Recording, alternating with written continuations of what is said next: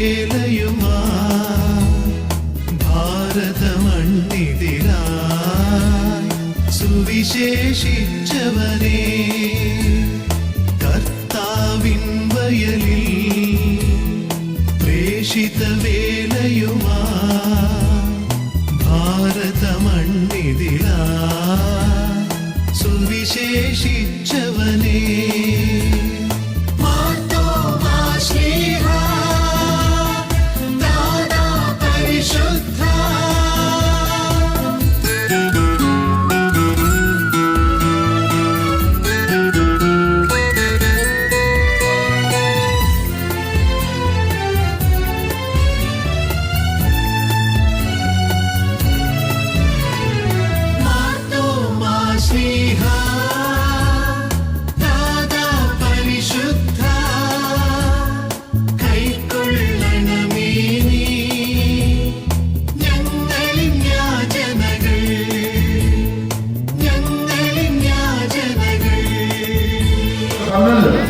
ഇതെല്ലാം സംഭവിച്ചത് പ്രിയപ്പെട്ടവർ.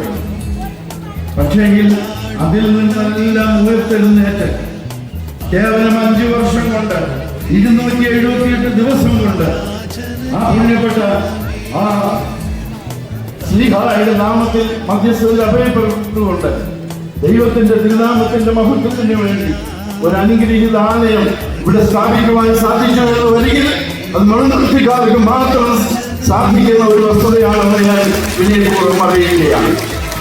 എന്തിനു വേണ്ടിയിട്ടാണ് നാം ഈ കഷ്ടത അനുഭവിക്കുന്നത്? നെഞ്ചിലേക്ക് ഒരു വിശ്വാസമുണ്ട്. നമ്മുടെ കുഞ്ഞുങ്ങൾ പകരാതെ പാടിക്കൊണ്ട് നടക്കുന്ന ഒരു വിശ്വാസമുണ്ട്. എന്താണ് ആ വിശ്വാസം? പൗരോഹിത്യത്തിന്റെ ഉറവിടമായി കാലം ചെയ്ത പുണ്യശ്ലോകനും പരിശുദ്ധനുമായ ബസേലിയോസ് പൗലോസ് രണ്ടാമൻ ബാവാ തിരുമേനി തന്റെ അന്ത്യ നാളിലെ ആ സഭയോടുള്ള ആഹ്വാനത്തിൽ അദ്ദേഹം പറയുന്ന മക്കളെ, അന്ത്യോക്യ സിംഹാസനത്തെ മറക്കരുത്. സഭകളുടെ മാതാവാണ്, പൗരോഹിത്യത്തിന്റെ ഉറവിടമാണ്, ക്രിസ്ത്യാനികളിൽ നിന്ന് നാമം ലഭിച്ച സ്ഥലമാണ്. പ്രിയപ്പെട്ടവരെ, ആ വലിയ ബന്ധം ഇന്ന് ഈ ആഴ്ച